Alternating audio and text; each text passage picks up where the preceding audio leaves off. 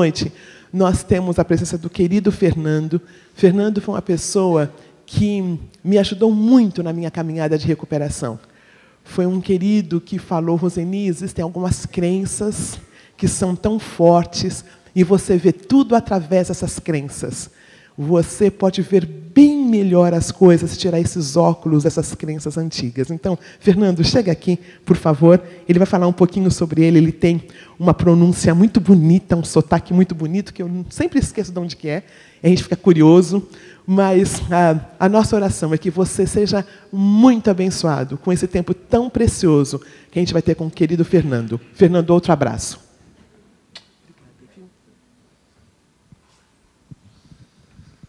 Boa noite a todos. Queria agradecer a presença de vocês. Obrigado por terem vindo compartilhar esse bate-papo comigo. Agradecer a minha amiga Roseni também pelo convite novamente de estar aqui com vocês. Sempre é bom estar aqui, dividir alguma coisa com vocês, para que a gente, ao final dessa palestra, se vocês saírem daqui com alguns questionamentos sobre vocês, sobre a vida, já vou ficar satisfeito. Se vocês estão aqui se questionando sobre vocês, sobre o mundo, sobre as coisas, eu já vou sair daqui muito satisfeito, tá bom? Meu nome é Fernando.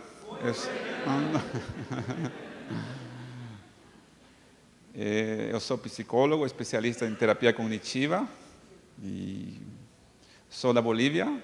Esse sotaque vem da Bolívia. Então, essa é a origem. Bom, para começar, porque o tempo não é muito longo, eu queria começar a introdução com uma música que eu acho que reflete bem essa palestra de hoje, o que eu quero passar a mensagem para vocês. Vamos escutar?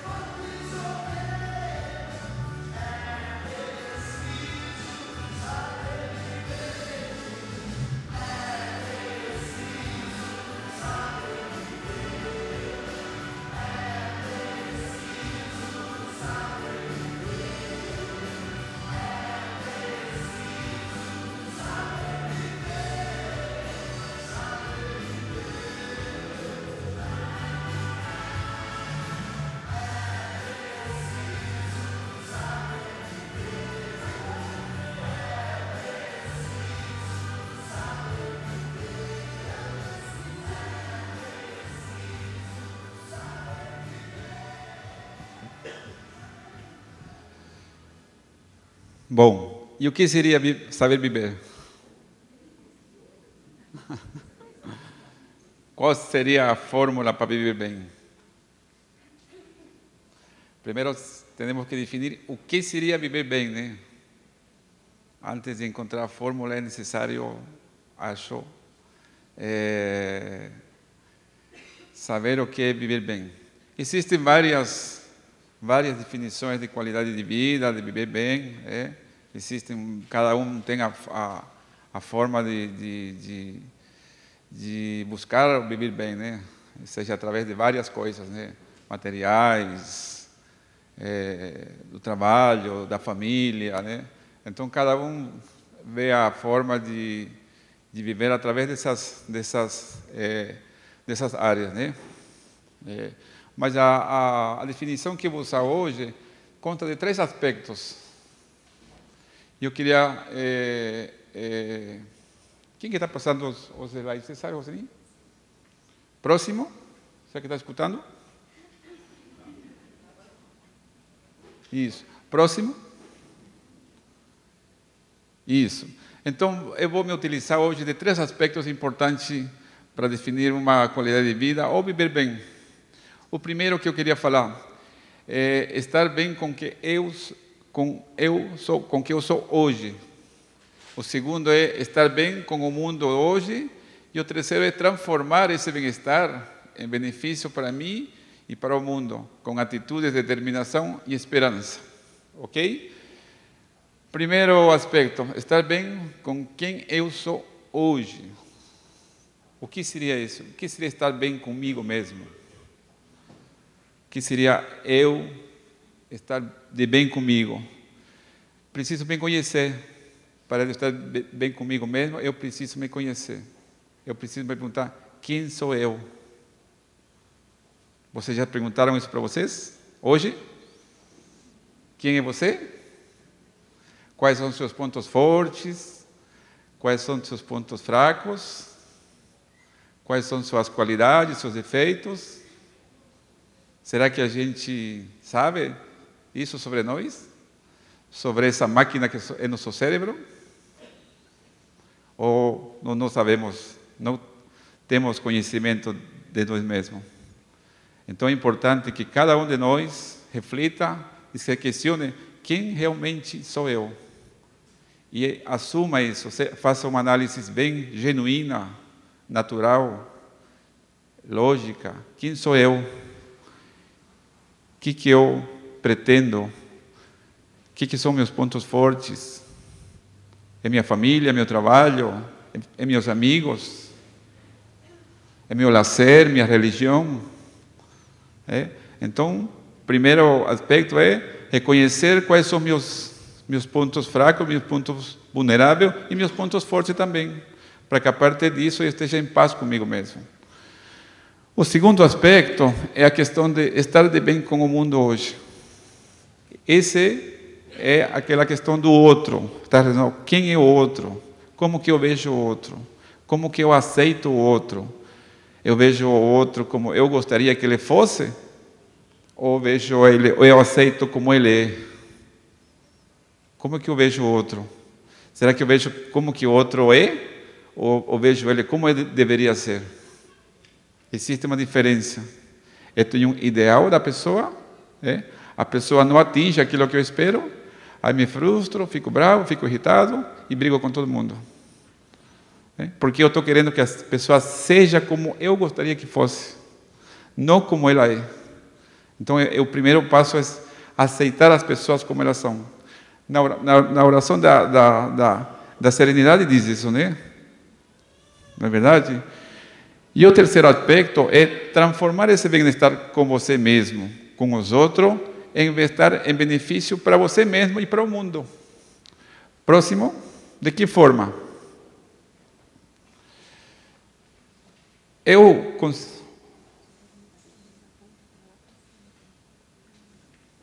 Tá. Aqui vai. Esse aqui vai para frente? Tá.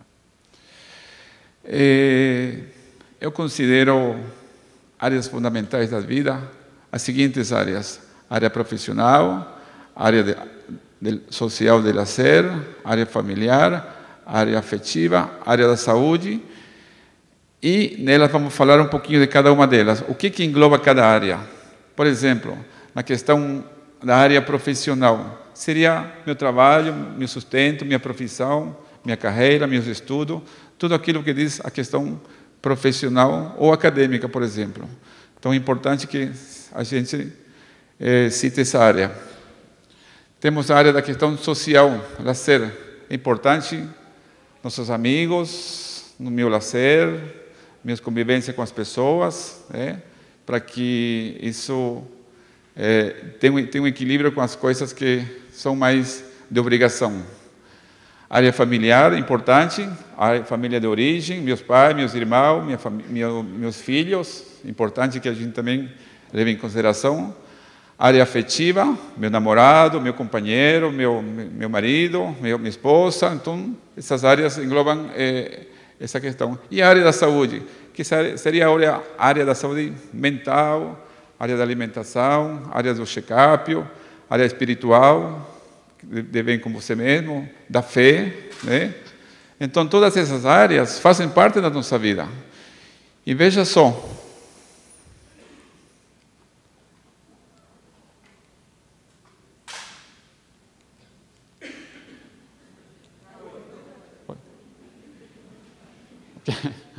ok. E como que a gente lida com essas áreas? Como é que eu estou lidando com essas áreas? Como que eu estou levando essas áreas fundamentais da minha vida? Veja só, é importante que eu mantenha sempre o cuidado delas, sempre com o mesmo esmero, com o mesmo equilíbrio. Porque eu não posso só cuidar de uma área e esquecer das outras. Seguramente, em algum momento da minha vida, eu vou ter problemas. Se eu trabalho e não cuido das outras áreas, seguramente, em algum momento, eu vou ter alguma deficiência nas outras áreas e eu vou ter dificuldades futuramente. Por exemplo, hoje em dia, eu atendo muitas pessoas já resolvidas profissionalmente, já estão bem estabilizadas financeiramente, mas foram pessoas que se dedicaram muito à questão profissional. Elas estão muito isoladas, estão desgastadas, não têm amigos, não têm muitos vínculos com os filhos, com a família. Por quê? Porque no modo de ver deles, a qualidade de vida deles era trabalhar, trabalhar e trabalhar.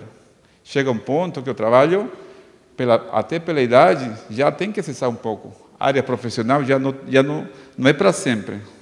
Tem data de validade, né? Então aí começam os conflitos. Na aposentadoria, né? Quando a gente fica mais idoso, então eu preciso deixar de trabalhar, mas olho para as outras áreas, o que aconteceu? Ficaram tudo para trás. Aí não tenho onde me segurar, onde me agarrar, onde me equilibrar. Então, quando eu disse para vocês, agora há pouco, será que vocês se conhecem? Será que vocês sabem quem vocês são realmente? E como que estão essas áreas em cada um de vocês? Já fizeram alguma reflexão sobre isso? Para ver se vocês estão cuidando dessas áreas ou não? Qual é a área de vocês com mais deficiência? Qual a área mais cuidada? Qual é a menos? Então é importante, quando eu disse para você uma reflexão, é nesse sentido, que eu fico no meio dessas áreas aí. E eu preciso cuidar de todas delas, porque quando eu fraquejo numa, tenho as outras áreas para me segurar. Não é verdade? Então é importante que a gente tenha essa visão de qualidade de vida em função dessas áreas.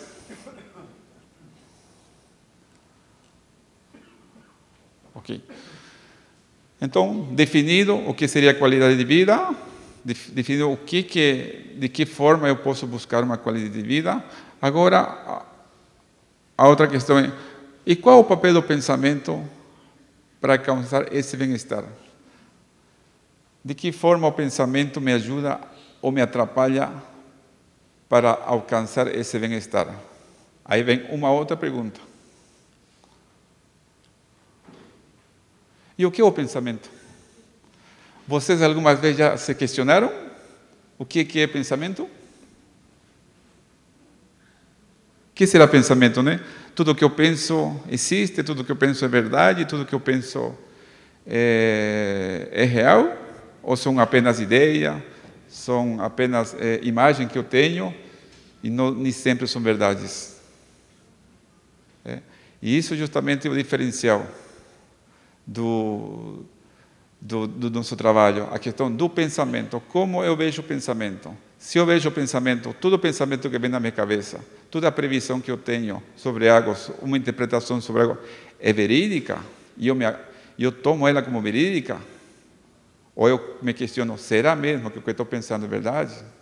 Será que meu pensamento está realista, ou está disfuncional, está distorcido? Então, hoje o pensamento, o que quero passar para você, que o pensamento são ideias, são através de imagem que surgem na minha cabeça e na cabeça de vocês. Não necessariamente são verdades ou são fatos, mas são apenas ideias, tá bom?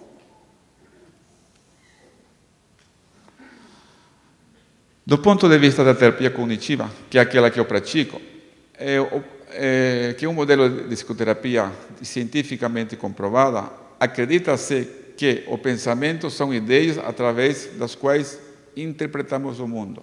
Ou seja, o pensamento é a forma como fazemos a leitura do mundo, como interpretamos as situações, como eu vejo as pessoas, como eu encaro as coisas. Então, é através do pensamento que eu me relaciono com o mundo, dou sentido ao mundo externo. Tudo bem até aí? Estou indo muito rápido?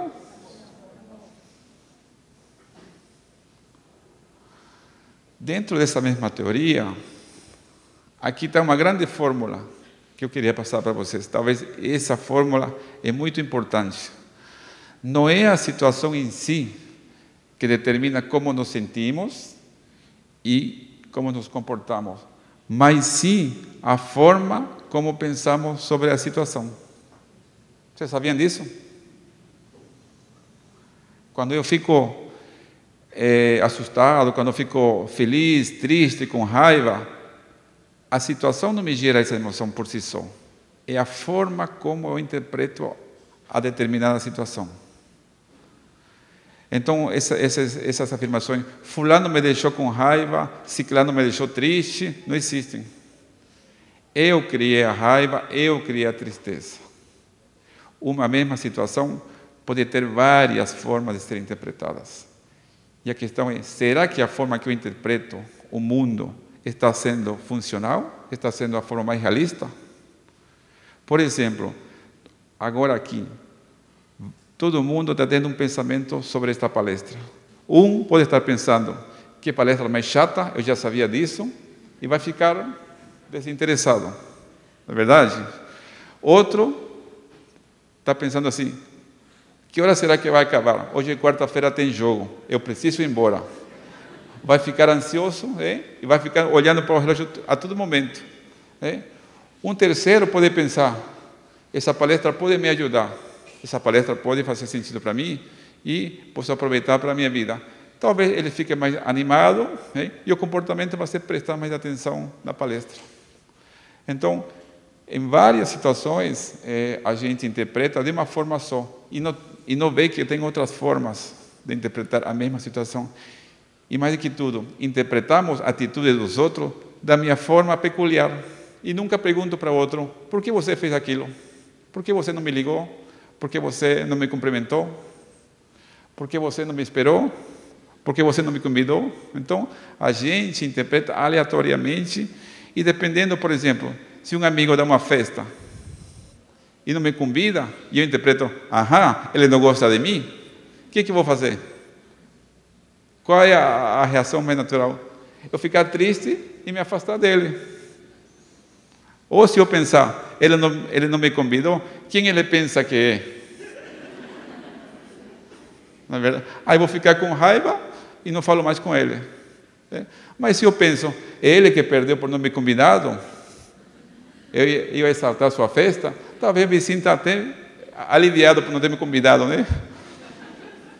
Então, é de acordo com como a gente processa os comportamentos, as atitudes dos outros, e isso pode ser utilizado diariamente por vocês. E como eu disse agora há pouco, muitas vezes, nossos pensamentos não são verdadeiros. A gente é apenas uma forma de pensar que eu estou tendo. Não é uma realidade 100%. Então, veja. Então, ficaria assim. Temos uma situação, qualquer situação, uma atitude de alguém, um acontecimento.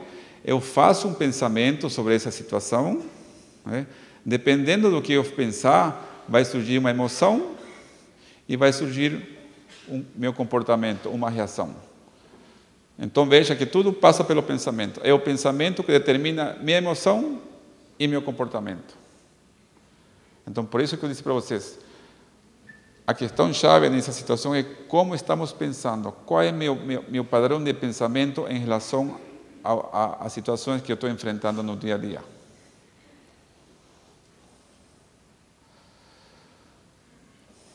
Acho que isso aqui ilustra bem o que eu estou falando. Existem diferentes formas de olhar para a mesma figura, né? Assim como podem existir diferentes formas de pensar sobre uma mesma situação. Vocês estão vendo essa figura aí? O que vocês estão vendo?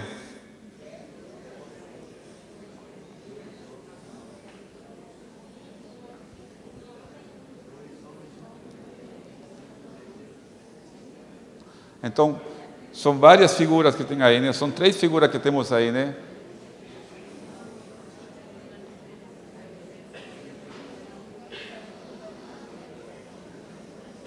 Conseguiram ver as 3?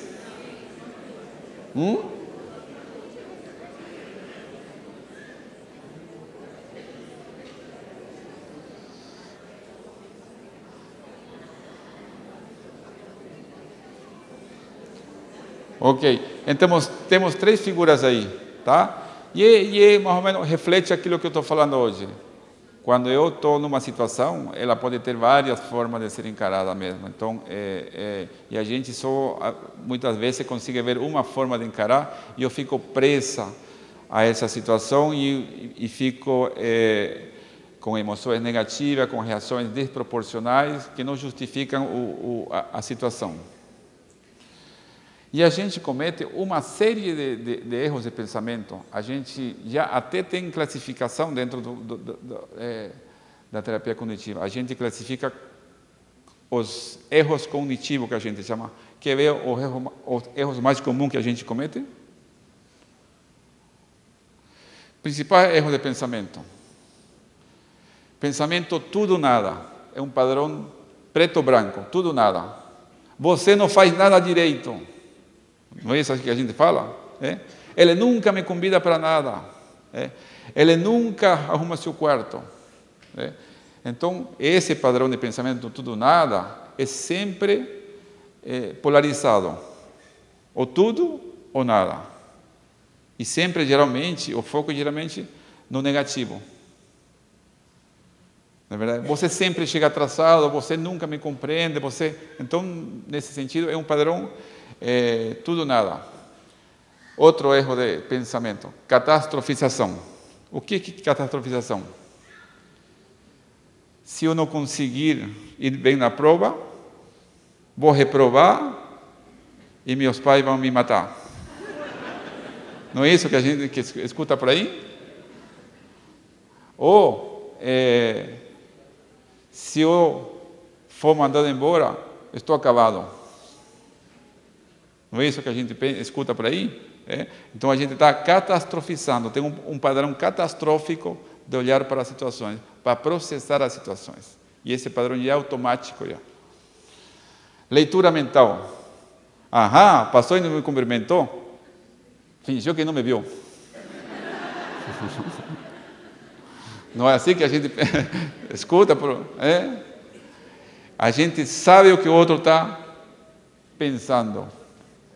Na verdade, ele está dando risada de mim, está me achando ridículo. Não é assim que a gente pensa também? Isso seria a leitura mental. Adivinhação do futuro. Qual seria esse erro de pensamento? Eu sei o que vai acontecer no futuro. Na verdade, então, se eu for na praia, vai chover e eu vou ficar mal lá. Não é verdade? Se ele vem me visitar, eu vou me sentir envergonhada e não vou saber o que vou fazer. Então, ele está prevendo, adivinhando o futuro, está pensando em função do futuro. Isso é outro erro muito típico que a gente comete. Personalização. Esse é um outro erro muito frequente. Tudo que o outro faz é para mim atacar. Tudo que as atitudes dos outros eu personalizo. Tudo acontece em função de mim. Então, o outro dá uma risada, está dando risada de mim. O outro olha feio é porque não gosta de mim. Então, tudo acaba sendo em função da pessoa, chama personalização. E, por último, temos a rotulação. Porque aqui é aquela pessoa que rotula todo mundo, ele é chato, ele é bobo, ele é mau, ele é bom. Então, sempre tem um rótulo para as pessoas. Então, nesse sentido, essa pessoa está rotulando a sua forma de pensar. Então, todos esses erros de pensamento, a gente vê com muita frequência que as pessoas cometem. E são formas de ver o mundo, são formas de processar as situações do dia a dia. Elas vêm e interpretam com uma forma pré-determinada. Isso vem de forma automática. A gente chama até pensamentos automáticos, porque são um fluxo de pensamento que eles surgem na nossa cabeça e eu nunca questionei. Eu tomo eles como verdadeiros, tomo eles como se fossem verdade absoluta e nunca questionei. E nesse sentido, como eu disse para você, se o que pensamos é o que determina o que eu sinto e o que eu faço, então se eu estou pensando errado sobre as situações, seguramente meu comportamento e minha emoção está sendo de forma disfuncional também. Então, muito cuidado como a gente está pensando, como está encarando a situação. Lembrem-se, uma mesma situação pode ter N formas de serem interpretadas. Sempre. Até que me provem o contrário, que eu estou certo, baseado em evidência, daqui a pouco a gente vai ver, que eu faça um teste da realidade do pensamento, aí sim eu posso tomar ele como verdadeiro. Daqui a pouco a gente vai ver isso aí. Mas de onde vêm esses pensamentos? De onde surgem, de onde emanam esses pensamentos? Quem que são que está alimentando esses pensamentos? São as chamadas crenças. E o que são as crenças? Crenças disfuncionais. Temos crenças funcionais, mas temos crenças disfuncionais. Eles rotulam as pessoas. As pessoas não deveriam acreditar nelas sem investigar se há provas concretas que os confirmem.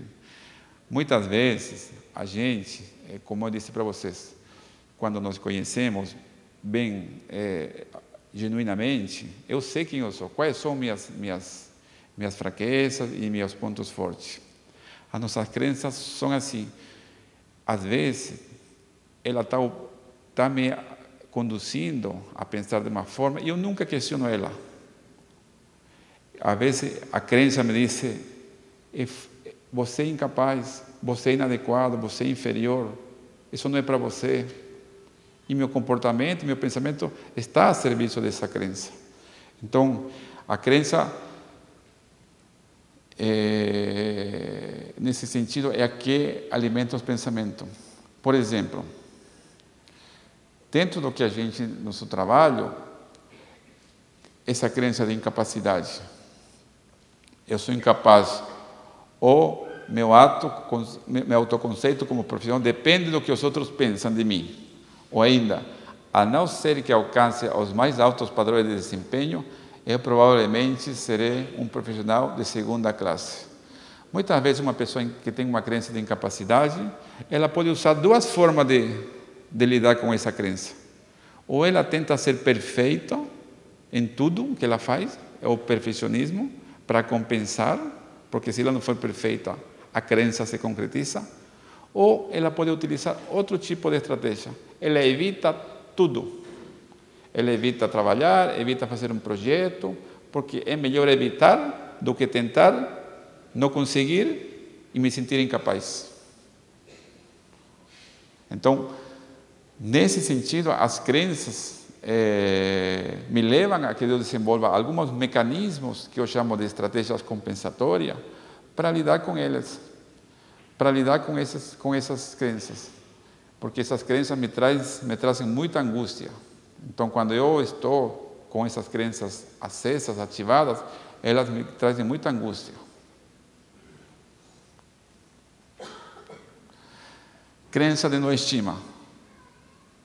Não sou gostável, se alguém não gosta de mim, isso significa que não sou gostável. A pessoa começa a ver o mundo através de... Ela gosta, a pessoa gosta de mim, não gosta de mim. Então ela fica super vigilante para sinais de rejeição, para sinais se as pessoas estão rejeitando ela ou não. A pessoa começa a se focar na questão da aceitação, ou seja,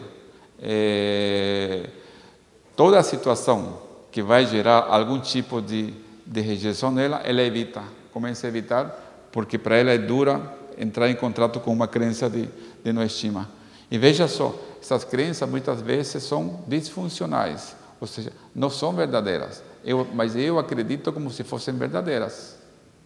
Então, aquela pessoa que começa a evitar para não se sentir incapaz, ela está alimentando a crença. Aquela pessoa que não namora para não se sentir não amado, não querido, ela está alimentando a crença. Então, qual é o nosso papel?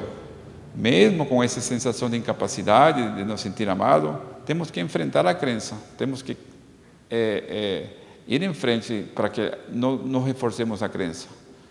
Ou seja, quanto mais eu evito, mais reforço minhas crenças. Quanto eu mais faço o que elas querem que eu faça, mais estou reforçando elas.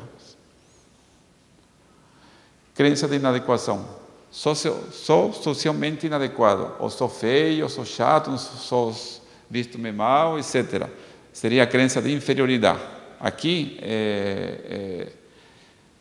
igualmente, quando dentro de mim, existe uma crença de eu ser uma pessoa inadequada ou inferior, seguramente uma das estratégias que vou utilizar é a evitação. Eu não vou para lugares públicos, eu não vou me expor muito, porque é melhor evitar do que me sentir inadequado, inferior que as pessoas e eu sofrer.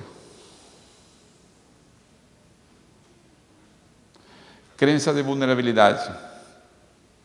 É melhor não dizer nada do que arriscar, cometer um erro, ou ainda é melhor não se aproximar do que ser rejeitado. Ou ainda, se eu for rejeitado, não aprovado, dispensado, tiver dor, etc., não suportarei. Então, muitas pessoas têm essa crença de serem vulnerável, frágil para enfrentar as situações. Então, não vemos recursos internos para enfrentar situações arriscadas. Isso chama uma crença de vulnerabilidade. Como que a gente trabalha uma crença? Como eu disse para vocês, toda vez que eu me sinto vulnerável, frágil, incapaz para fazer um projeto, para desenvolver um trabalho, e eu realmente evito, é a pior forma de lidar com uma crença. Primeira questão, por que eu estou evitando as coisas? Por que não estou indo atrás desse trabalho? Por que meu projeto está parado? Por que eu deixo as coisas para a última hora e só faço nos acréscimos, quando não tem mais jeito de evitar? Por que eu procrastino? Por que as coisas se tornam tão difíceis para mim de tirar da frente? Eu vou acumulando pendências. Eu me livro no momento, mas a longo prazo eu estou perdendo. Ou seja, só por não enfrentar uma atividade, uma situação, eu deixo para amanhã. Amanhã surgem outras pendências. Já são 2 pendências e vão se acumulando. Então é como se vocês abrissem seu quarto e vocês vissem tudo bagunçado. Aí vocês pensam assim: eu tenho que arrumar meu quarto. Tudo hoje. Qual é a tendência que vocês façam? Amanhã eu faço, né? Amanhã é feriado, amanhã é sábado, amanhã eu faço isso. Mas porque encaramos de forma errada. se você tivesse pensado, hoje vou arrumar só a sapateira, ou o armário da roupa, ou o armário dos sapatos, provavelmente seria uma forma mais funcional de vocês encararem. Mas quando temos umas crenças muito fortes de não conseguir, de não tolerar desconforto, a gente vai procrastinando. Ganhamos a curto prazo, me livro do desconforto, mas amanhã vou pagar com juros isso aí. As coisas vão se acumulando, as pendências vão se acumulando, e isso internamente me gera um conflito, porque eu estou optando por ganhar de curto prazo e perder a longo prazo.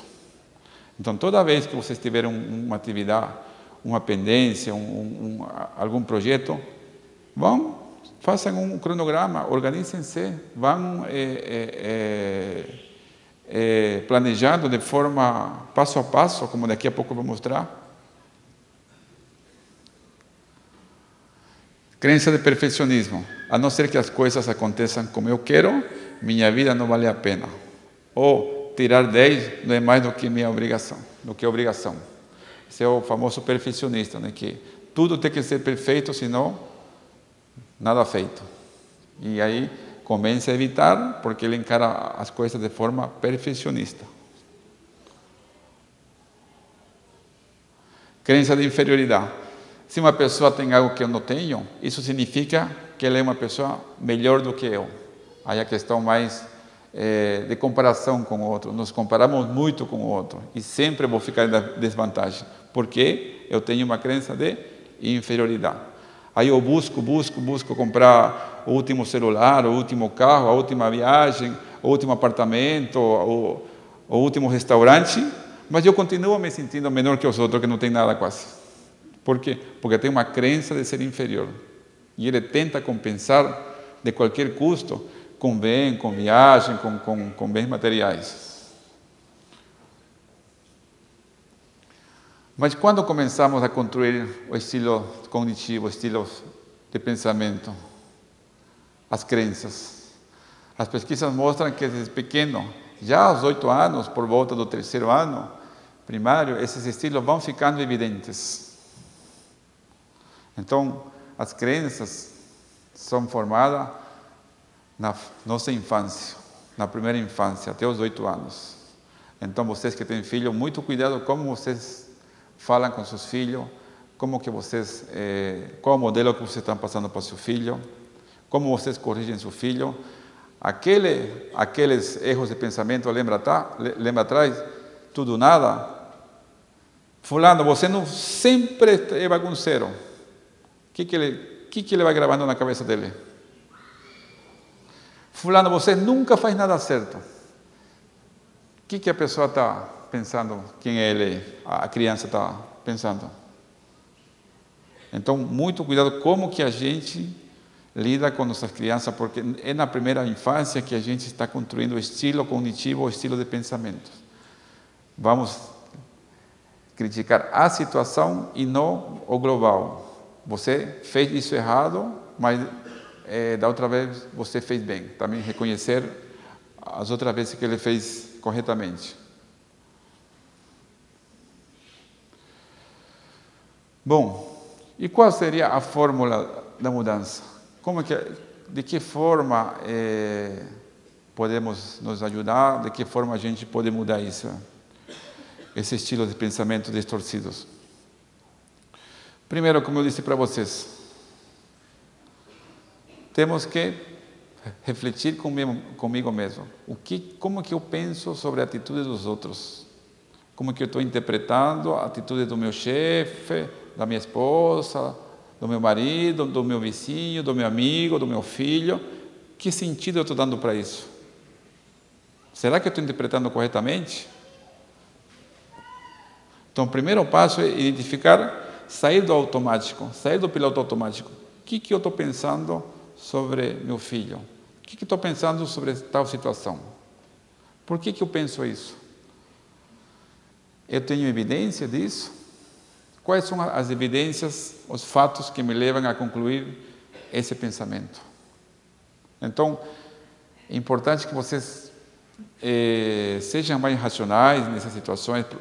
extremas, que vocês não interpretem de forma automática as situações, comportamento dos outros. Perguntem muitas vezes, utilizem-se desse recurso. Por que você fez isso? Por que você mandou aquilo? O que você pretende com isso? Não tomemos as coisas de forma aleatória, sem ter provas sobre isso. Sempre ele faz isso. Eu já sei por que ele faz. Não sabemos. Será que eu estou generalizando?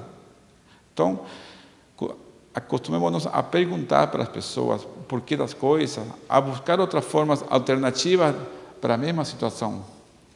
Será que eu tenho outras formas de pensar sobre a mesma situação? Sobre as mesmas coisas que me acontecem no dia a dia? Então, a questão é como que eu estou interpretando as situações diárias. Essa é a fórmula da mudança. Conversar com nós mesmos. Ver a forma como eu estou encarando as coisas. Identificar meus pensamentos. E, por um outro lado, focar em nossos objetivos. O que seriam objetivos? Resolver meus problemas, encarar minha vida de uma forma estruturada, organizada, ver que tenho problemas, mas também ver que eu tenho metas, eu tenho objetivos, e colocá-los em prática, esses objetivos, essas metas. Não é só pensar, não é só, eu preciso fazer aquilo, e vou deixando, e afinal de contas, tudo vai se acumulando e eu não fiz nada, a chamada procrastinação, né? Mas aqui vou reforçar mais uma vez. Roseni, estamos na hora nem? Tá. Acho que nessa questão de como vocês estão interpretando, como vocês estão pensando sobre, encarando as situações, essa é a questão da mudança. Tá bom? Vamos fazer um pequeno intervalo e daqui a pouco a gente continua com uma segunda parte, tá?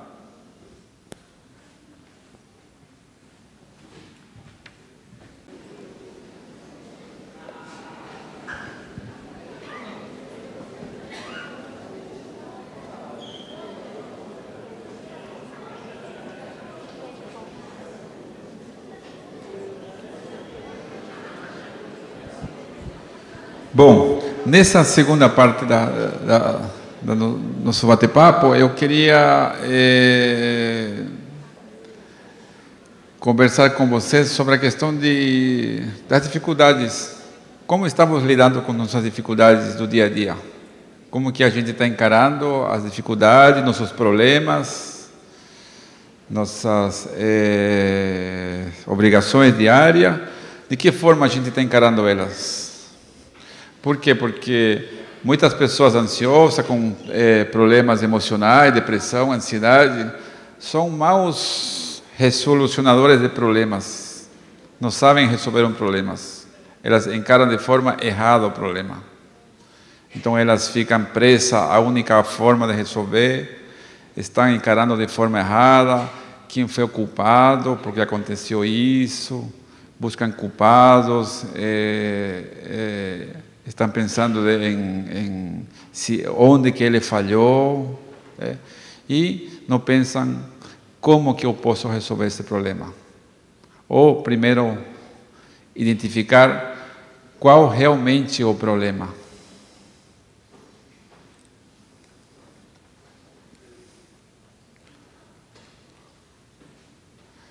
Então, o primeiro passo dessa sequência que eu quero passar para vocês é definir claramente o problema. O que seria definir claramente o problema? É simples. Qual o problema que você está tendo? Qual o problema que você está enfrentando hoje em dia? De que depende a solução? Quais pessoas são as envolvidas para resolver esse problema? Qual é a tua parte que te corresponde para você resolver esse problema? Você para e pensa, estou com uma dificuldade, qual que é a minha dificuldade, qual é o meu problema, claramente, de que forma eu posso resolver.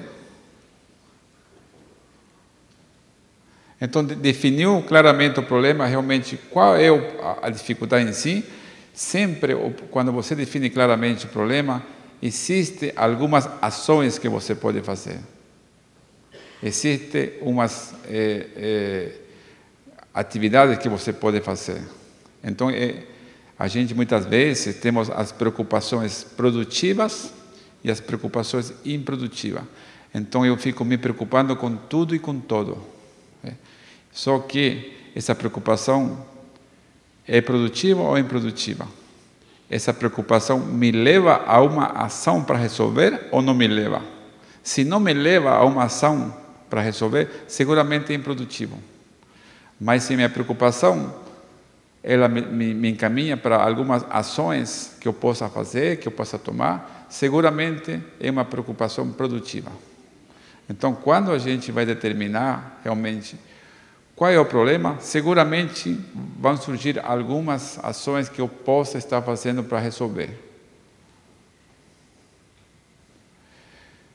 Já disse para você que tem que identificar qual é a sua parcela de responsabilidade para resolver o problema. É muito importante que você saiba até que ponto você faz parte desse problema e qual é a tua parte nesse problema. O que depende de você e o que depende dos outros. E segundo passo, meta. Defina uma meta. Qual será a meta do meu problema? Eu tenho um problema, identifico o problema corretamente. E o que eu pretendo? Qual é minha meta nesse problema para resolver? Eu consideraria resolvido o problema se atingisse qual meta? Então, sempre identifique um problema e coloque uma meta a seguir.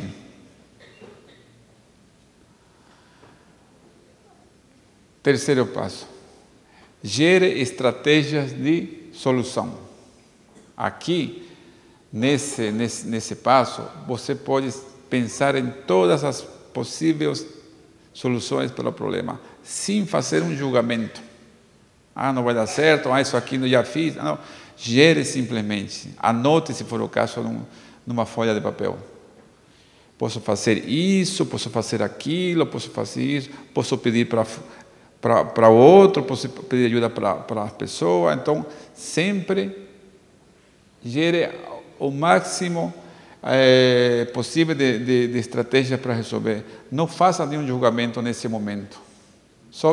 Simplesmente pense de que forma poderia resolver esse problema. Por mais que nesse momento você não acredite que seja possível essa estratégia. Muitas vezes, quando estamos angustiados, nada na nossa mente é possível, porque minha crença de incapacidade talvez está ativada. Se eu fizer isso, não vou conseguir. Aí vem minha crença de não ser amado, se ativa. Se eu pedir para fulano, ele não vai querer. Se eu pedir para Mengano, ele vai me falar não e eu vou me sentir chateado com ele. Então, simplesmente anote as estratégias de resolução. Não julgue nesse momento. A gente vai julgar depois.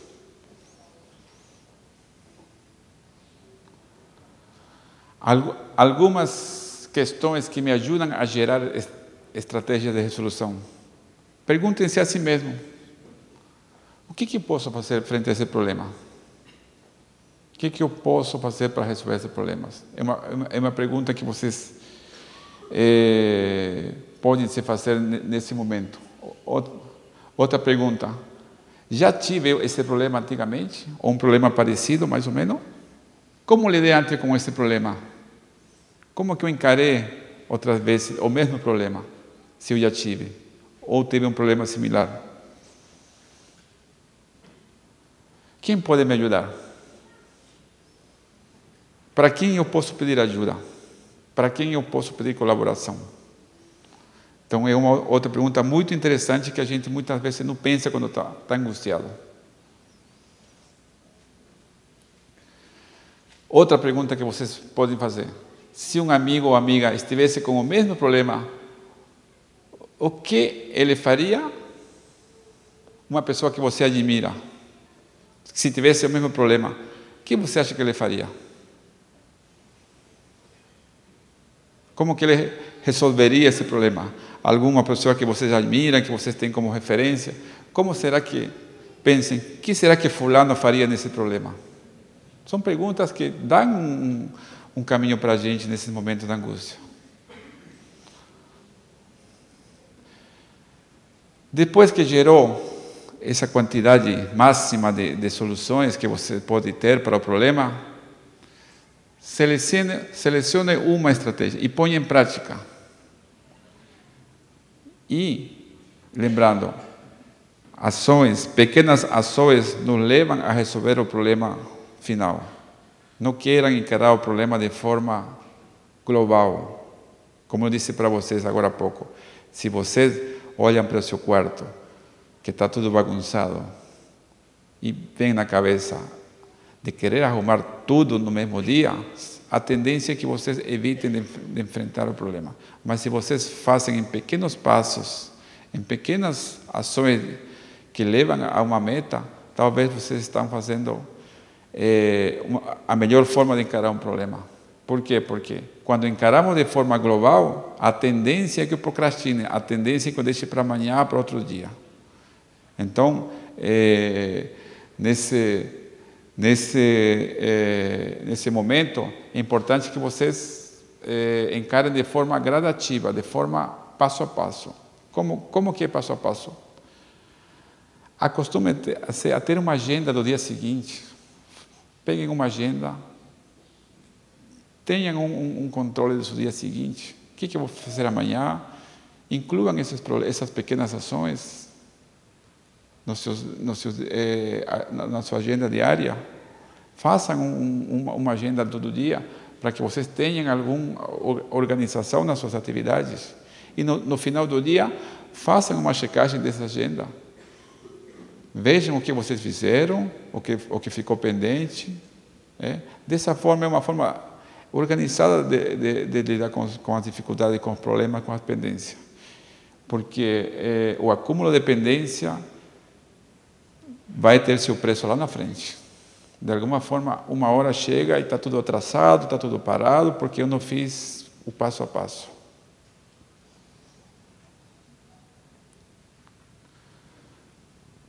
Depois que você escolheu as ações que você pode fazer para resolver o problema, você pode implantá-las mediante a agenda que eu disse para vocês no dia seguinte, no dia a dia, e depois fiquem monitorando os resultados.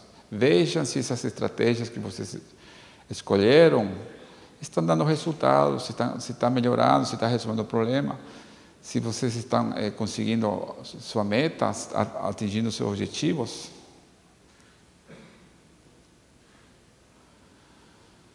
Se der certo, se resolver o problema, dê um crédito para si mesmo. Sempre falar, que bom que eu resolvi esse problema e eu pensei que não ia conseguir. Falem com vocês mesmos, que bom que eu consegui dar conta daquilo. Que bom que eu resolvi aquela dificuldade que era tão problemática para mim. Muitas vezes a gente se critica internamente e estamos reforçando a crença, mas nunca nos damos um parabéns, nunca ficamos orgulhosos de nós mesmos, sempre estamos nos criticando quando não fazemos, mas nunca nos estamos dando um crédito quando fazemos. Dificilmente fazemos isso. Se não der certo, volte naquele item das estratégias que vocês tinham listado anteriormente e escolham uma ou outra estratégia. E assim sucessivamente. Vocês vão implantando suas estratégias até conseguir os seus objetivos, sua meta que vocês se propuseram. Então veja aqui, nessa questão de resolver problemas, agir vale mais que pensar. A gente pensa e não sai do lugar. Pensar é diferente de agir. Quando a gente pensa, então ficamos mais angustiados ainda. Quando a gente age, dá um alívio interno. Está fazendo alguma coisa por mim. Estou dando conta das minhas coisas, da minha vida. Então, essa é a grande questão. Por que eu deixo para amanhã o que eu posso fazer hoje? Por que eu não consigo encarar os meus problemas, minhas dificuldades, de forma assertiva, de forma funcional? seguramente, se eu estou deixando minhas coisas para amanhã, alguma crença interna minha de não conseguir fazer, de ter um insucesso, está por trás dessa procrastinação. Então, uma mensagem que eu queria passar para vocês é: mais vale errar, tentar errar, do que ficar esperando que as coisas aconteçam sem fazer nada. O sucesso não está em não cair, em não errar. O sucesso está em saber levantar e continuar novamente, que é o que eu estou mostrando por aqui. Não deu certo, vá lá atrás, busque outra forma de resolver. Mas tente novamente. As pessoas bem-sucedidas, essa questão é importante para eles. Aqui que está a questão X. Elas vão fazendo e não se importa se erraram. Se erraram, elas levantam e continuam novamente. Como disse, né? A pessoa que inventou o telefone diz que ele inventou 1.598 formas de não fazer telefone. Então, ele errou toda essa quantidade. Então, mas a persistência dele levou a inventar o telefone.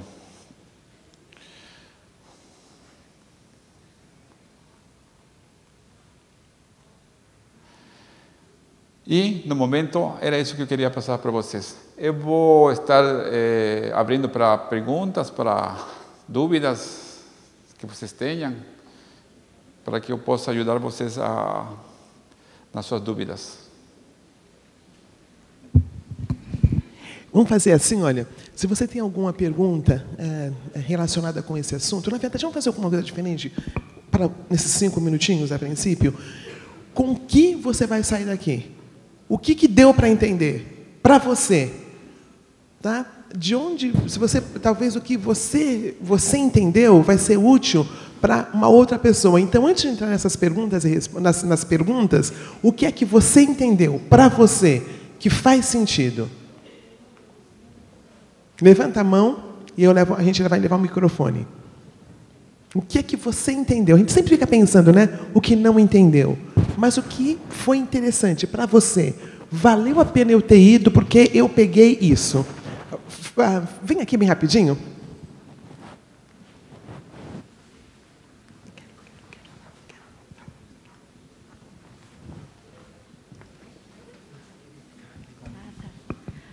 Oi, boa noite. Eu gostei muito da palestra, viu? Meu nome é Renata. Fantástico, muitas coisas que você falou, e eu acho que a principal delas é que nem tudo que a gente pensa é real. Não é atrás do nosso pensamento que a gente tem que ir, não, essa coisa das crenças. Mas, enfim, o que mais ficou, que foi o pedido da Rosane, foi que nem tudo que a gente pensa é realidade. Muito bom. Parabéns, Renata. Acho que esse é um aspecto importante, como eu disse para vocês. Como estamos pensando sobre as coisas é o que determina o que estamos sentindo e o que estou fazendo. Do lado de cá pode também falar, tá bom? Aqui. Boa noite, meu nome é René. Oi, René. Eu queria saber se existe um mecanismo de estar evitando as muitas projeções de a gente criar ideias de que não são reais, na verdade. Enxergar com uma lente que não é real, principalmente a questão de se relacionar com o outro, na questão de, às vezes, se sentir julgado, rejeitado, criar ideias sobre o outro que não existe. Qual seria o ideal, a forma mais correta de combater isso dentro de mim mesmo, no caso? Ok. René, né? Obrigado pela pergunta, e acho uma pergunta boa essa aí. Como fazer isso? De que eu, pelo que entendi a pergunta, René, como que esses pensamentos... Isso, quando você faz uma previsão sobre o outro, isso?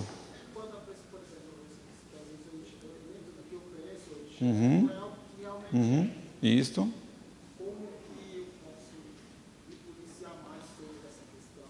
Ok. Entendi, agora entendi. O que é importante aqui, René? Que você tome as situações, teus pensamentos, apenas como hipóteses. Se você pensa sobre um determinado comportamento de uma pessoa, é apenas uma hipótese. Até que você consiga checar de alguma forma se esse pensamento que você está tendo, esse julgamento que você está tendo sobre essa pessoa, por exemplo, é real ou não. Como que eu checo se esse pensamento é real ou não? Pergunta a si mesmo, por que eu estou pensando isso? Se eu estou pensando, ela não gosta de mim, por exemplo, que evidências eu tenho que ela não gosta de mim? Ela nunca me cumprimenta, ela já falou isso para amigos, ela me esquece sempre, ela me faz cara feia. São evidências, não são?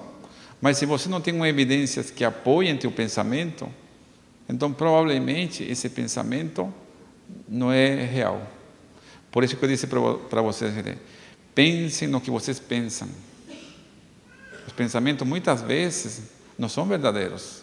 São apenas previsões que eu tenho das coisas. Simples previsões.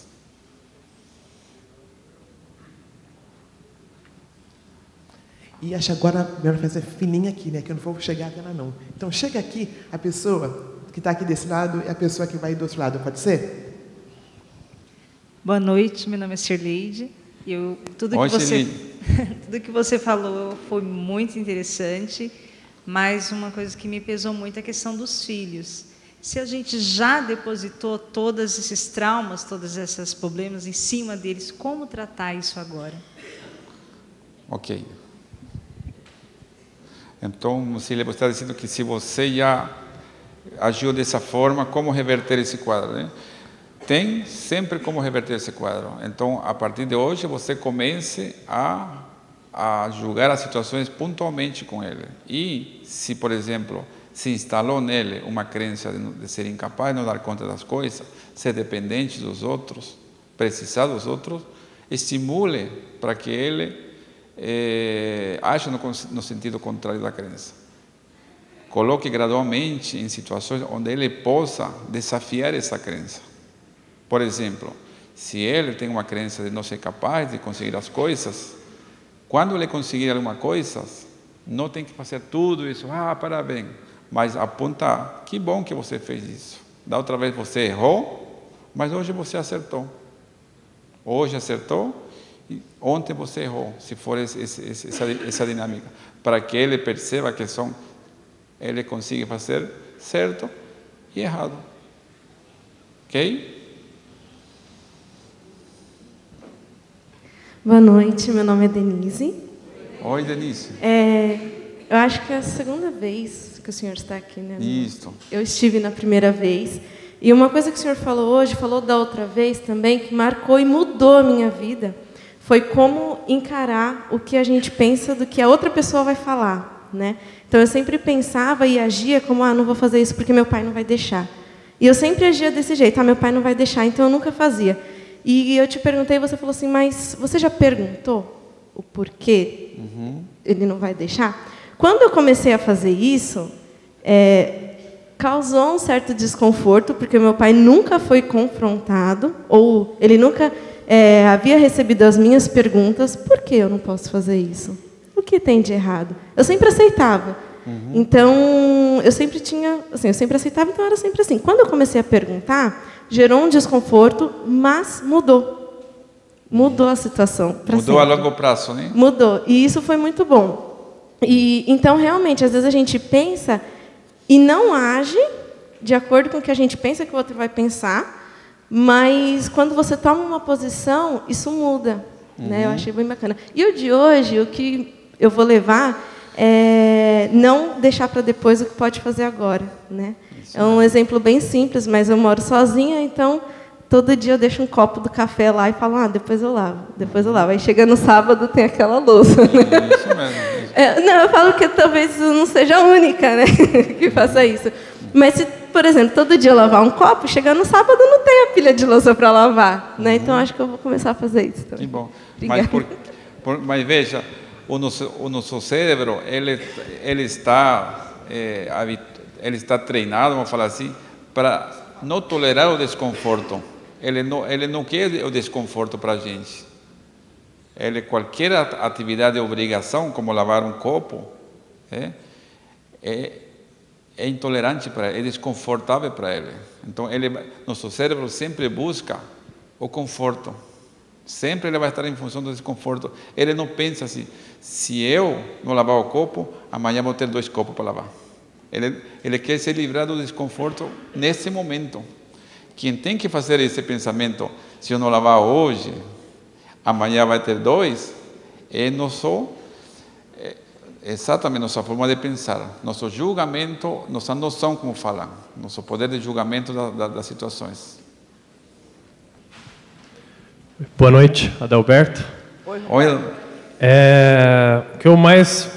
O que eu consegui pegar, eu cheguei um pouco atrasado, mas o que foi muito especial para mim hoje foi... Eu sou muito desesperado e eu sou muito ansioso. Então, o meu problema é resolver o problema por inteiro. Então, às vezes eu pego o problema e eu abraço ele inteiro e nesse exato momento eu já crio uma fuga porque eu já desisto porque eu sei que eu não vou conseguir. Exatamente. E aí, a dica foi, não queira resolver por inteiro, né? Exatamente. Começa pela gaveta de sapato, por exemplo. Exatamente. Né? E aí eu anotei aqui também, porque daí você consegue resolver passo a passo. Então, eu tinha uma dificuldade muito grande, que era resolver qual faculdade que eu ia fazer. E a faculdade é uma coisa muito grande. Então, eu já sabia que eu não ia conseguir decidir qual faculdade que eu ia fazer. Aí, o primeiro passo que eu dei foi fazer um curso de 3 meses. E foi uma luta conseguir concluir esse curso. Mas era só 3 meses. E aí eu consegui concluir. E, em seguida, eu encarei um curso técnico e eu achava que eu nunca ia conseguir concluir também. Porque a minha tendência era não conseguir concluir coisas. Então, eu concluí o de 3 meses, aí depois eu concluí o de 1 ano e meio. Ou seja, eu multipliquei por 10 esses meses. Então, para uma pessoa que tem as dificuldades que eu tenho, já é uma grande vitória. Claro. Por mais que eu ainda não tenha feito a tal da faculdade, né? Mas dar um passo pequeno te ajuda a conseguir dar passos maiores. É isso que e às vezes a gente, no desespero, quer resolver o problema por inteiro e a gente já desiste. É o pensamento tudo ou nada, né? Exatamente. Eu resolvo tudo ou não faço nada. Né? Aí quando você dá um passinho, Deus te ajuda a dar outros, né? Exatamente. Muito bom. Obrigado. Tá. E é importante uma coisa que você disse. Algumas crenças de não conseguir, você está desafiando. E isso aí mesmo. Tem que, mesmo quando aquela vozinha interna que fala para você, você não vai conseguir, ele não vai querer, ele vai te rejeitar, vai contra essa ideia. Pelo menos dê uma chance de você tentar. Nunca evite completamente. Quando você evita, é a pior forma de lidar com seus problemas. Boa noite. Boa noite. Boa noite a todos. Meu nome é Marcelo, sou filho amado de Deus, me curando de baixa autoestima. A grande briga que eu tenho diariamente é na questão de manter o meu pensamento lúcido, não cair nas armadilhas do meu pensamento. Eu sou um homem de 47 anos, já tenho os meus vícios e reconheço vários vícios do meu dia a dia, em tudo que o doutor mostrou para mim. Como manter a lucidez no meu dia a dia, dos meus pensamentos? Como antecipar aos vícios do meu pensar? Porque são vários itens. E certamente uma das coisas que eu vou fazer ao chegar na minha casa vai ser deixar de levar minha vida apenas no pensamento. Eu quero fazer vários quadros e vou falar, amanhã eu vou fazer assim, assim, assado, e daqui eu vou fazer isso, isso, isso, e vou fazer assim. Eu quero olhar, não quero só pensar. Mas a minha pergunta é como não cair no mesmo vício? Como eu não acabar sendo criar uma sabotagem na minha vida através do meu pensamento? Ok. Primeira coisa importante na tua questão é você identificar qual é o teu estilo de pensamento sobre as coisas. Que você seja mais racional com você mesmo. Que você se pense no que você pense. No que você pense. Eu estou triste. Por que eu estou triste? Estou agitado. Por que eu estou agitado? O que eu estou pensando? O que está passando na minha cabeça? Não vou dar conta? Não vai ser legal?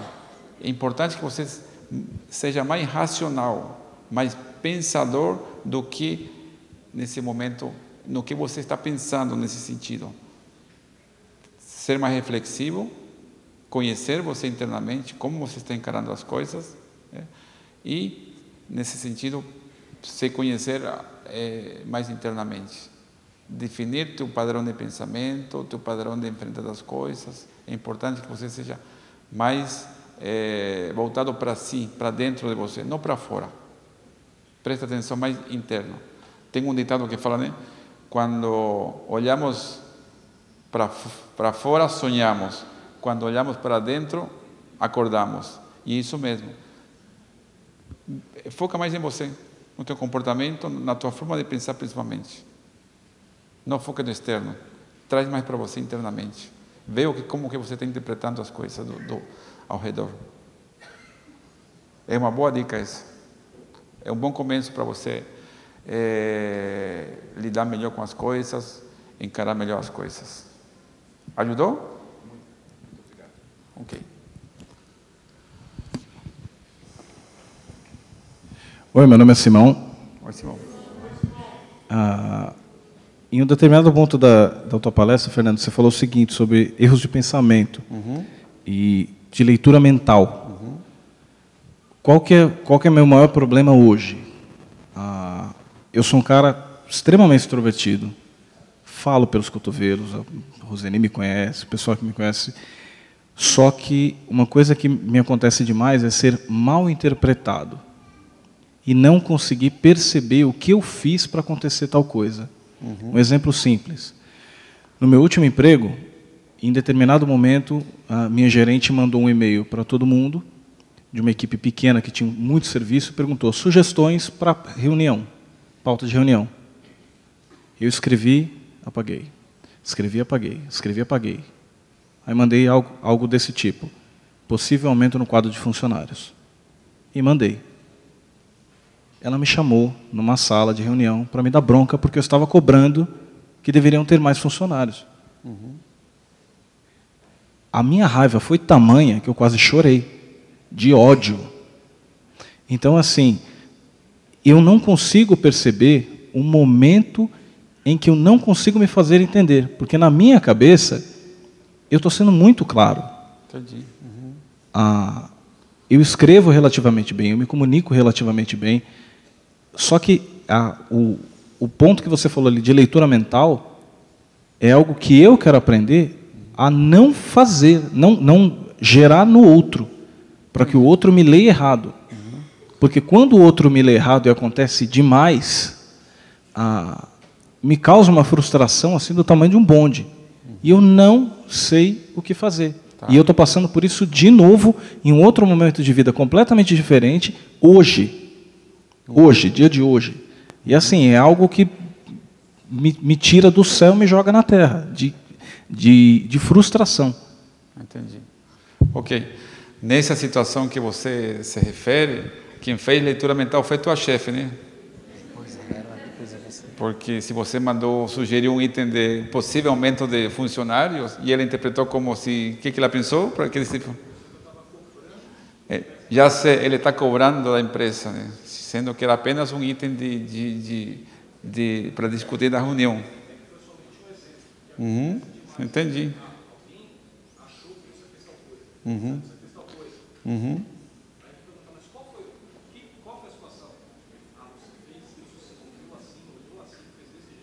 Isso. Então veja que a questão é que você tem que ter a assertividade de você ser claro no que você passa para as pessoas, não achar que as pessoas sabem tua intenção, mas sim expressá-las claramente. A pessoa que é assertiva, ela é clara naquilo que está passando para o outro, não dá margem para interpretações grosseira por parte dos outros. Entendeu? Então, nesse sentido, e toda vez que as pessoas interpretem mal alguma conduta, algum comportamento teu, pergunte para ele, o que te levou a pensar isso? Por que você está achando isso de mim? Por que você está pensando isso sobre a minha atitude? Pergunte para ele. Seja assertivo. Chega a pessoa e fala, está falando para mim sobre isso, sobre a pessoa, isso mesmo? Confere isso mesmo? Porque não é a questão como você passa a mensagem. Se você está passando de forma ambígua a tua mensagem, seja assertivo, seja claro, não dê margem para dúvidas, mal interpretações. Agora, se é no outro que está interpretando mal, seja assertivo com ele, seja firme com ele. Essa é a melhor forma de lidar com esse tipo de situações. Tá? E geralmente a pessoa que faz leitura mental está passando, os outros estão passando a mensagem de forma errada, ou eu estou distorcendo a mensagem que ela está me passando. Mais alguém? Meu nome é Mauro. Oi, Mauro. O ponto que pegou mais forte para mim, porque era assim, foi o recomeçar. Eu sempre tive isso. Eu gostava muito do Gonzaga, gosto muito do Gonzaguinha, então tinha aquela coisa de volta ao começo, recomeçar. Só que eu recomecei muito. Aí chegou um momento que eu bloqueei. E hoje, aí vem a minha pergunta. O que fazer quando a estratégia não vem? Quando eu não consigo enxergar caminhos. Então, geralmente, quando a estratégia não vem, não existe, seguramente o problema, a dificuldade está mal planteada, está mal formulada nessa questão. Se você tem um problema, uma dificuldade, um projeto, um objetivo, seguramente vão vir algumas ações que vão te levar para a resolução. Caso contrário, não está bem formulado o problema. Não tem um problema realmente planteado da forma correta. Você teria algum exemplo aí para... Por exemplo, a administração financeira. Uhum. Hoje eu vivo um turbilhão e eu não consigo enxergar o caminho. Não consigo enxergar quais as direções que eu posso tomar para poder escolher uma. Mas qual é o problema? Você trabalha, você quer estudar, você quer se aperfeiçoar? Qual é o problema nessa questão? Administrar a vida, assim, no geral. Eu estou assim, como se eu estivesse caindo num abismo e não conseguindo me agarrar. Uma dica importante: pega aquelas áreas que eu disse hoje, que eu citei hoje, que são fundamentais, e em cada uma delas faça uma lista de dificuldades, faça uma lista de pendências e de problemas que você está enfrentando em cada uma delas. E quando você colocar uma dificuldade em cada uma dessas áreas, estabeleça uma meta, um objetivo, e programe-se em função desses objetivos. Então, isso vai ajudar a organizar a tua vida. Faça uma meta na questão profissional, na questão familiar, afetiva, social, da tua saúde, enfim. Pode ter vários problemas em cada área. Liste todos os problemas de cada área e coloque metas em cada problema. E coloque estratégias de resolução. E planeje diariamente essas ações para você resolver seus problemas. A melhor forma, quando estamos perdidos, quando estamos confusos, como é o caso daqui do nosso amigo, é pegar aquela lista das áreas numa folha de papel e listar todas as minhas pendências, meus problemas que eu estou tendo. E colocar metas e planejar a resolução deles. Isso vai te ajudar bastante. Só para falar uma coisinha antes, é que essa palestra vai estar na nossa página do Face, toda ela. Então, você entra no Celebrando Ibabe. Se você não faz parte da página, então pede para ser aceito. E hoje à noite mesmo vai ser postada essa palestra, para você ter esses dados. Boa noite, meu nome é Flávia. Oi, Flávia. Sou uma filha amada de Deus, lidando com baixa autoestima e ira. E, na verdade, eu queria mais agradecer pela palestra. Eu gostei muito da simplicidade, como você colocou de forma tão simples e tão leve, né? Porque eu vejo que essas crenças são muito fortes em mim. Mas eu tenho visto um avanço e eu tenho a liberdade de poder falar, parabéns, Flávia, você fez uma listinha, né? Hoje mesmo eu passei por uma situação no trabalho com uma pessoa que eu nunca fui com a cara, porque, na verdade, ela não fala muito bom dia para mim.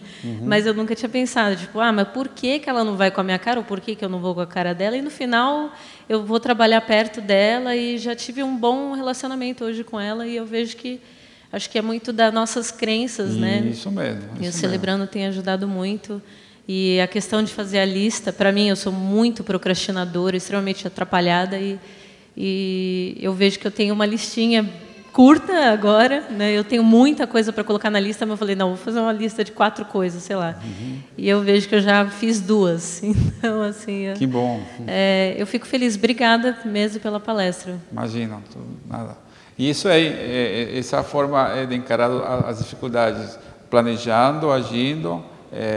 No dia a dia a gente pode fazer alguma coisa em função dos meus problemas. Procrastinar, lembre-se, é um ganho de curto prazo. Procrastinar, eu não fiz, deitei no sofá, me livrei, perfeito. Mas a longo prazo vai ser cobrado com juros e correção monetárias esse ganho de curto prazo. Então vocês têm que optar por ganho de longo prazo, não de curto prazo. Boa noite, meu nome é Lídia. Estou me recuperando de dependência emocional. E eu vi que você colocou ali das crenças e elas são muito fortes e sempre tendem para o negativo.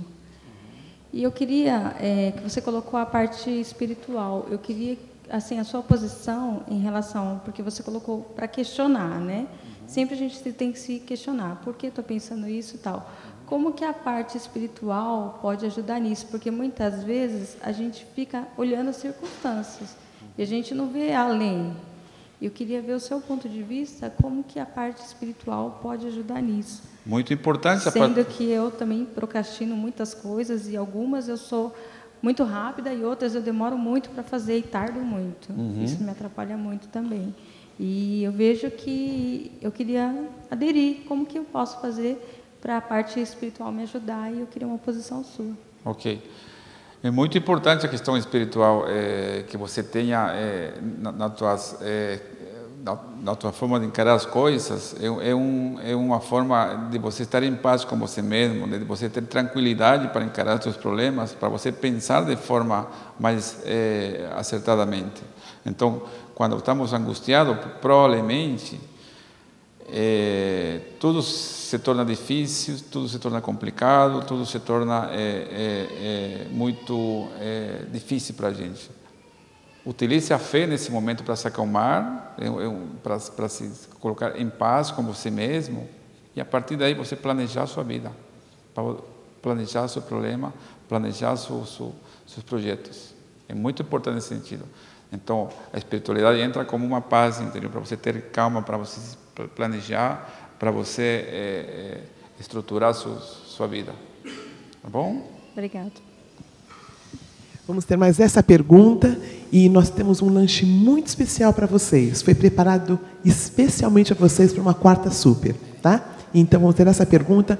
Tem como orar a oração da serenidade antes de nós irmos? Tem gente lá em cima? Eu acho que...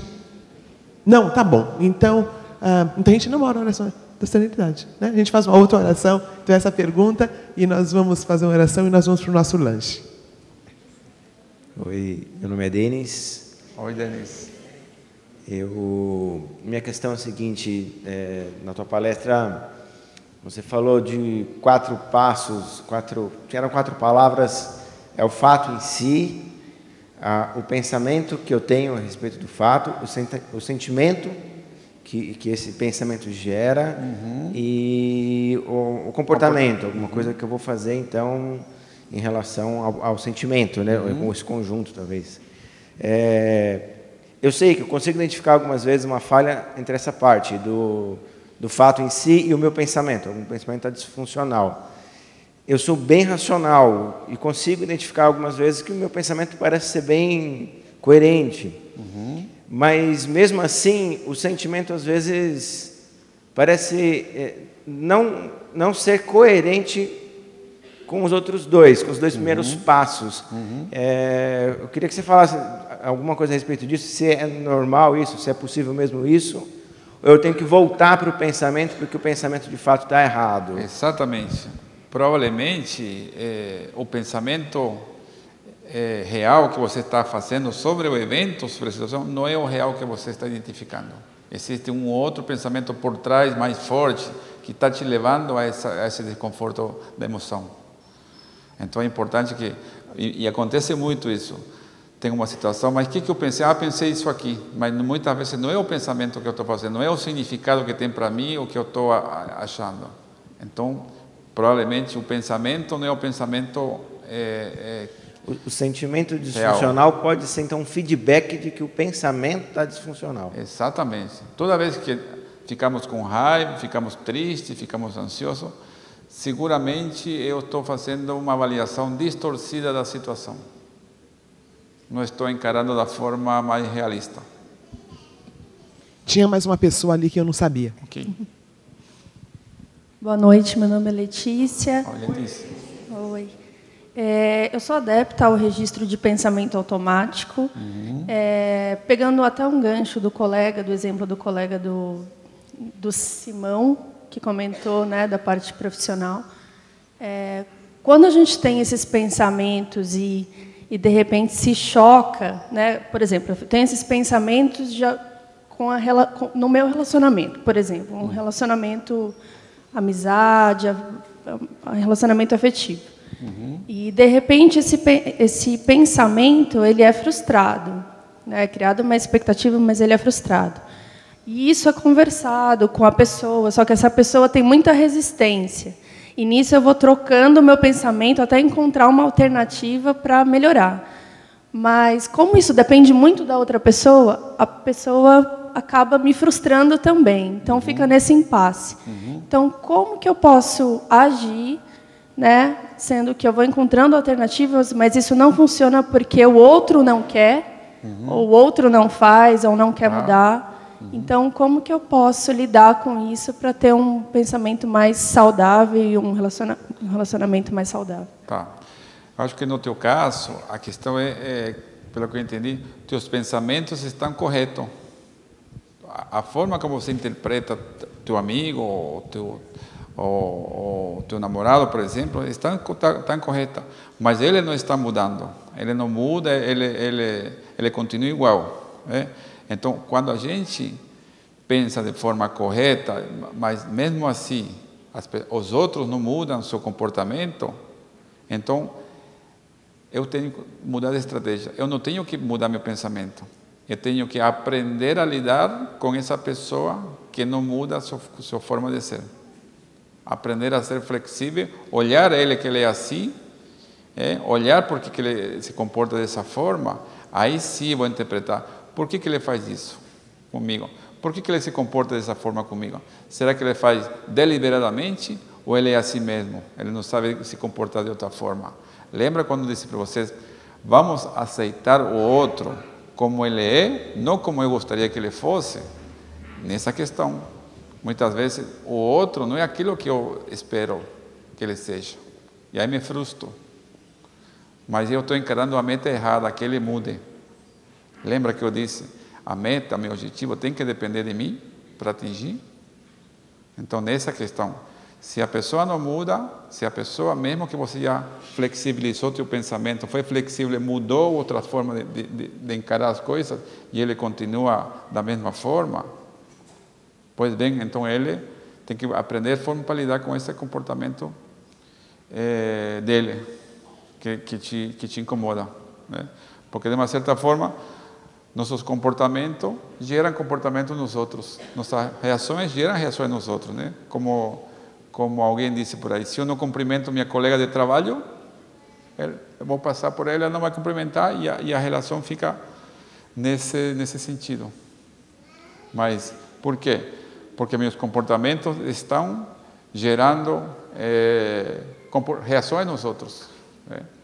Tem uma história que eu conto sempre.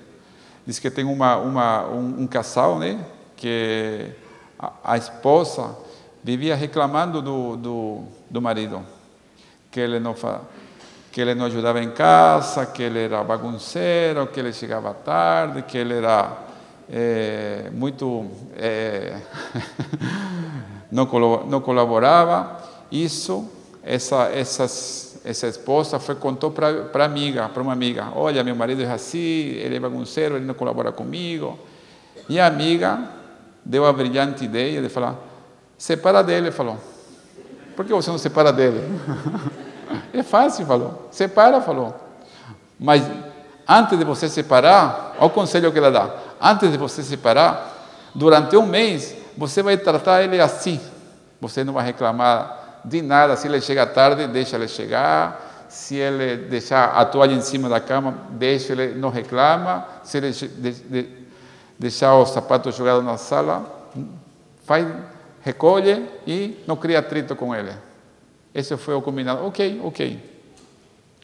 Faltando um dia para completar um mês, a vizinha que teve a brilhante ideia vai visitar a esposa que ia se separar.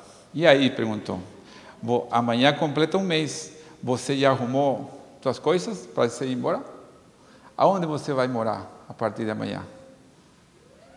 O que você tem pensado para sobreviver? Aí a mulher respondeu, não é que ele adivinhou que eu ia embora? Está me tratando assim, falou.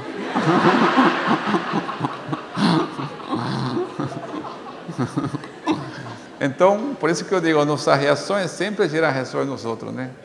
Então, isso reflete bem. Ok, gente? Então, obrigado mais uma vez e espero tê-lo ajudado.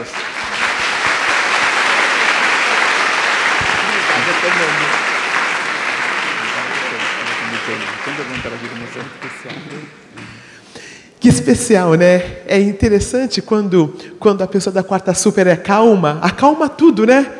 Estou me sentindo tão calma. Vai dar para tomar um lanchinho. Lembra quando fica tudo atrasado? Tudo certinho. Como ação gera reação, né? Como uma pessoa calma todo o ambiente. Como uma pessoa agitada, como eu assim, né? Deixa tudo... Muito bem, queridos. Vamos orar a nossa oração da serenidade? Olha, está aqui. Vamos orá-la bem devagar dessa vez, tá bom? Deus, conceda-me a serenidade para aceitar as coisas que não posso mudar, coragem para mudar as coisas que posso e sabedoria para distinguir umas das outras, vivendo um dia de cada vez, apreciando um momento de cada vez, recebendo as dificuldades como o caminho para a paz, aceitando como Jesus o fez, este mundo pecaminoso como ele é, e não como eu gostaria que fosse, confiando que o Senhor tudo fará, se eu me entregar à sua vontade, pois assim poderei ser plenamente feliz ao seu lado. Amém.